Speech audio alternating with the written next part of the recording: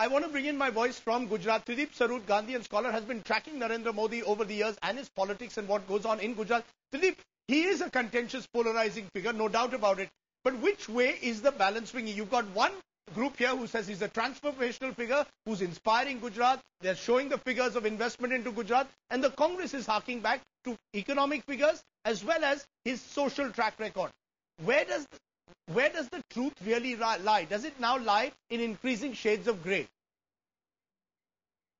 I think it lies in the increasing shades of grey. And I think that three things are important. One is that here is a government and an administration which gives primacy to industrial investment to the exclusion of everything else. And so the industrial houses are going to love him.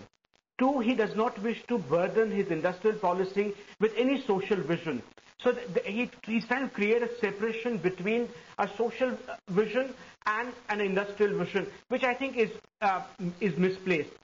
Third is that the ability of the administration to speed up both the legislative process and the administrative process is remarkable. So what is being lauded here is that speed and a large consensus that Gujarat has about what constitutes economic development. In absence of that consensus, it would be a far more contentious statement. Are you saying, therefore, Narendra Modi's vision of development has not extended to tribal Gujarat, has not extended to perhaps the more impoverished parts of Gujarat, but in terms of being a single window clearance, he has been able to attract industry?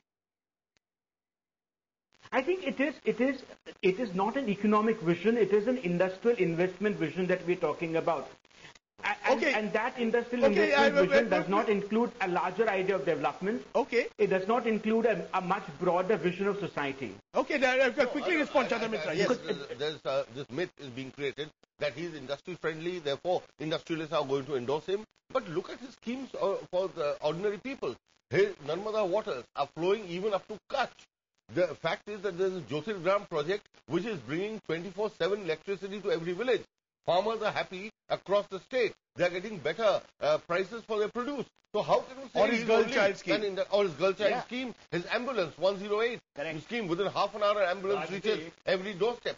So in this situation, you can't say that he caters. That ambulance scheme is not his; it's across different states. It's not Narendra Modi's scheme.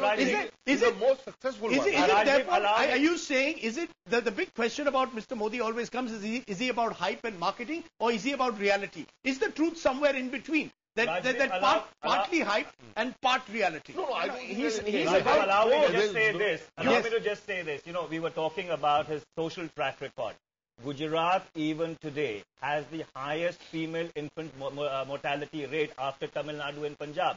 Gujarat still has the worst, sex ratio, the male-female ratio. It's at the bottom of the ladder. Haryana is at the bottom. Punjab or Haryana is at the bottom. No, it's among the bottom. Number 3, Gujarat is still 8th in terms of minimum wages. Gujarat is still 5th in terms of FDI inflows.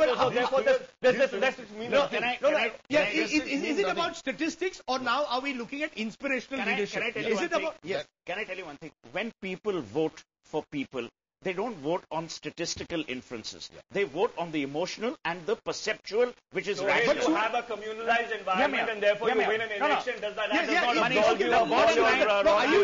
Are you saying if Narendra Modi keeps winning elections in Gujarat, that's good enough for him to be Prime Minister? I mean, elections are won on a majority-minority divide at times. I do not belong to any political party, so I couldn't be bothered who's the Prime Minister, who isn't.